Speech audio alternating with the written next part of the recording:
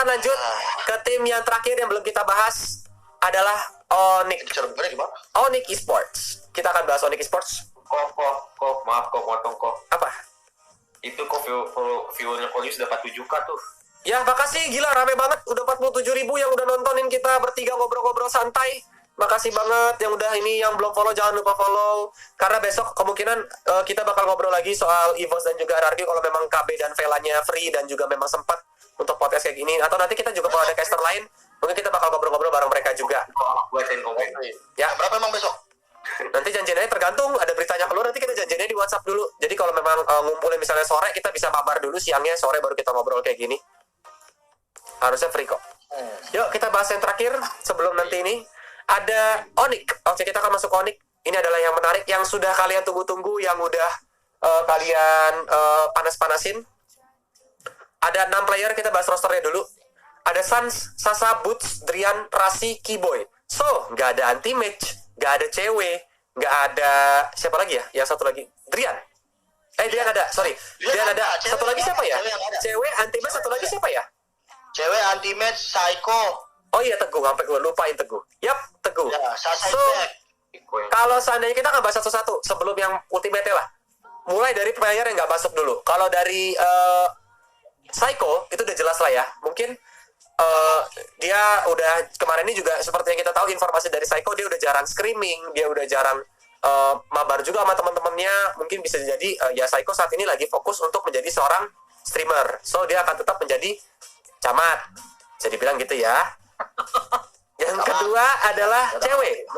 Cewek ini pendapatannya mungkin bisa agak sedikit panjang karena balik lagi MPL ini yang harus didaftarin adalah 6 player. Tadinya tuh prediksi kita semua adalah Rasi yang nggak masuk, cewek yang masuk. Ya nggak? Iya. Soalnya Ternyata ngomongin kan kayak Rasi tuh kayaknya nggak tahu deh, nggak mungkin main deh, bla bla bla bla bla. Ternyata main kok. yap. Tapi ternyata ya benar, Rasi yang masuk. So, B. Cewek adalah seorang core juga. Ya. Dan Rasi adalah seorang tank.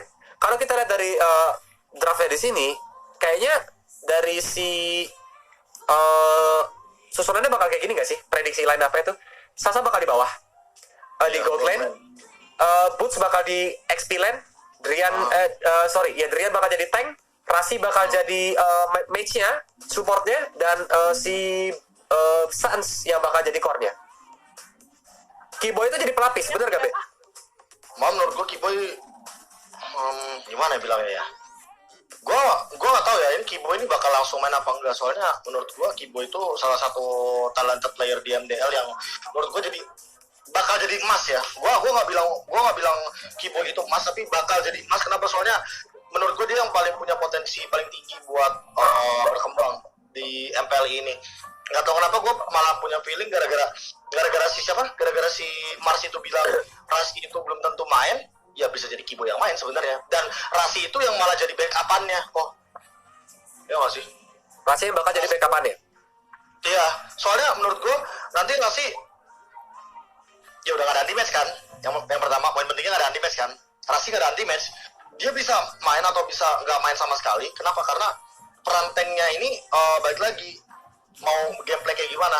Kalau misalkan gameplay timing, oke lah Rasi the best menurut gua.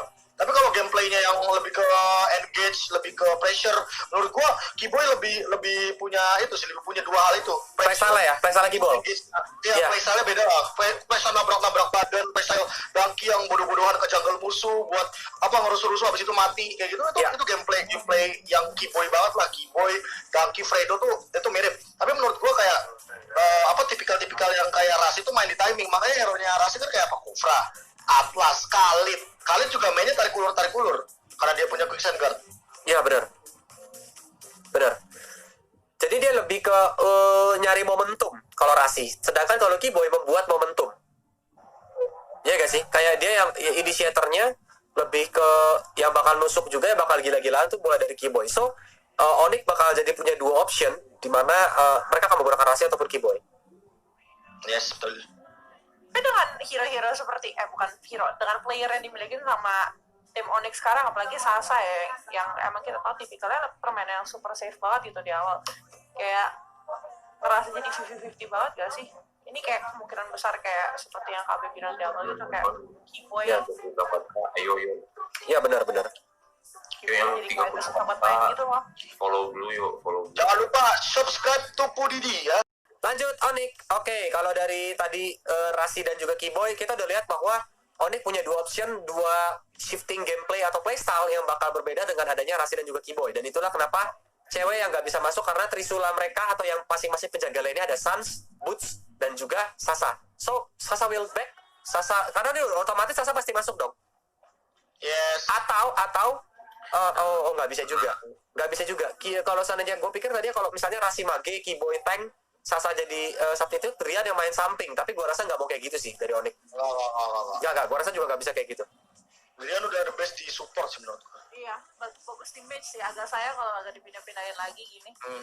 Yap. Kecuali cewek yang sideline ya, menurut gua kalau cewek sideline mungkin masih lebih baik, tapi kan nggak tahu komposisi hero-nya, apakah ceweknya benar-benar masih terfokus sama hyper carry sehingga dia tidak terlalu into sideline-nya. Karena kalau mage atau support menurut gua cewek itu masih terpaku sama full hero-nya. Bentar. Ini viewer, ayo smart. Kita jadi smart people, ini podcastnya lagi jadi Corlius ya, bukan Lord Lius ya. Kita bahasnya serius. Jangan kalian malah bilang kayak ini one spot hoax, report one spot. Itu dari tadi Mas Rezi yang udah kerja keras sampai WhatsApp Corlius pribadi buat infoin kalian loh. Ini roster udah ada di website One Sport gitu-gitu. Hargain, ayo. Kalau memang ada kendala dan belum bisa diumumkan, ya mau gimana gitu kan. So tetap kalian harus ini kan MPL juga yang nyelenggarain One Sport, tetap kalian dukung. Pokoknya yang penting Indo Pride ya, jangan malah bacot-bacotin One Sport lah, inilah itulah. Respect, ayo respect ya, harus respect, harus dewasa. Kita smart viewer. Lanjut. Jangan hoax. Anti Maek so udah 99,99% ada di EVOS. Jadi 0,01-nya tuh hanya tunggu EVOS umumin rosternya. Ya dong, karena dia sudah tidak ada di rosternya Onyx di MPLI. Kita akan bahas gosipnya lagi. Ya kan, kita akan bahas Anti Maek. Kalau seandainya dia masih ada di Onyx, nggak mungkin dia nggak ditaruh di MPLI. Ya nggak sih? Sedikit penutupan tadi Onyx kita belum kelar kentang banget. Untuk Onyx, gimana apakah si Onyx kira-kira bakal dengan kemarin aja di MPL aja sebenarnya Onyx tajam banget. Iya kan? Iya. Di 4 minggu awal. Yep. Sempat ngedown dan sekarang inget gak? Aduh. Enggak, nanti gue bocor kalau yang ini. Jangan. Intinya dengan tidak adanya anti match, apakah Onyx performanya bakal lebih better? Bisa pedang bermata dua. Apa tuh?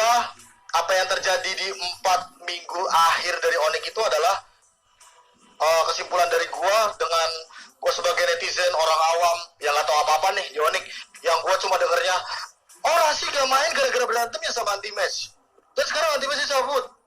Apakah ini yang ditinggalin anti match masih berantem? Kan nggak mungkin. Sementara anti matchnya kayak VCL. Si Lime potong-potong si KB, jelek lu. Sabar Lime. ya kan? Oke. Ya kan? Jadi nggak maksud gua. ngerti.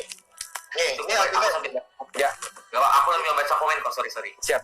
Ini anti match sama ini anti match nih. Ini anti match Rasi, Clash dalam satu rumah, ya kan? Terus cabut satu. Mungkin nggak tahu ya untuk menyelesaikan masalah atau untuk up karir, atau emang anti match cocoknya di EVOS nih, main dan segala macam, scrim dan segala macam strong banget, atau emang nemuin sesuatu yang baru di sana, ya kan? Terus ya udah Rasi sisa sendirian. Pertanyaan gue, emang bakalan masih ada masalah di sini? Tar dulu, thank you yang donate. Tar dulu tapi ya. Nih, satu ini di sini kan tinggal Rasi. Apakah Rasi gak ada anti match masih kayak kemarin? Ya. Nah itu dia maksud gue.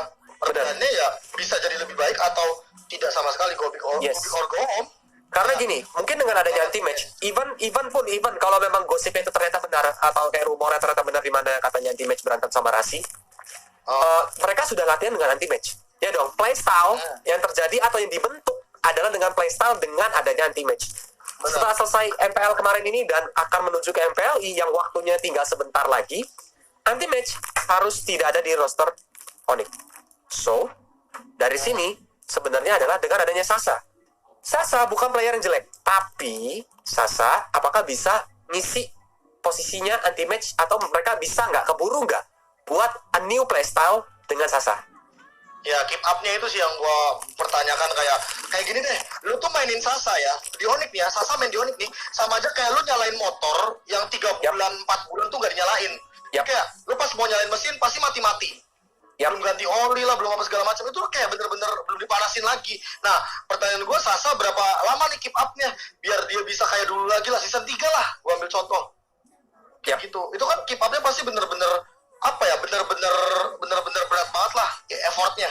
Itu yang udah pasti bakal dirasain sama Sasa. Nah, tapi kalau misalkan Sasa udah masuk ke Sasa masuk ke di line up-nya ini, line up utama dari Onyx, dia main di Gold Lane, bahkan gak ada nama cewek di sana yang orang tuh banyak yang berespektasi, wah cewek Gold Lane bagus nih, biar nanti mainnya kayak RRQ, kayak ada Sin, ada Albert, ada 2 core, Sans sama siapa? Sama cewek, ini bisa nih karena dua-duanya core. Nah, sementara gak ada cewek. Yes, benar. Ya berarti syaratnya langsung, ya berarti Sasa lebih bisa ngisi di sini. Yes. Dengan hasil scrimnya kah, dengan apapun itu yang terjadi di Onyx, dan tidak menutup kemungkinan kayak tadi gue bilang, Rasi ini yang bakal jadi cadangannya terlebih dahulu, Keyboy yang bakal, gua kagetin lu sama gameplay Onyx yang kayak biasanya agresif. Yep. Jadi itu bakal lebih menggila lagi dan lebih bisa dibilang something yang new, kejutan, surprise dari Onyx. Apalagi ini MPLI yang dimana single elimination tidak ada waktu banyak untuk tim belajar dari gameplay timnya, tim lain maksud gue. Ya dong, mereka harus benar-benar pintar, mereka harus benar-benar kayak smart banget untuk milih itu semua. Oke sih. Ada tambahan Be untuk Onyx sebelum kita tutup malam ini? Buat Onyx ya, Yap. paling ya jangan terlalu terburu-buru buat nge-end game-nya aja sih. Iya gak sih? Iya sih. Agree. Iya gak sih? Agree. Kayak mereka gameplay agresif, tapi mereka kadang maksa buat end, dan itu yang malah jadi bumerang menurut gua. Yap, Buat mereka sendiri. bener. Ya. Oke. Dan satu lagi, Onyx Esports. Yo. Kami butuh Psycho. Wah. Yo. Datangkanlah Lord Teguh ya guys ya. Camat Iya, kita tolonglah coba dikasih main gitu. Cuman ya udah kan lock rosternya udah lewat. Mau nggak mau Teguh nggak bisa main. Oke.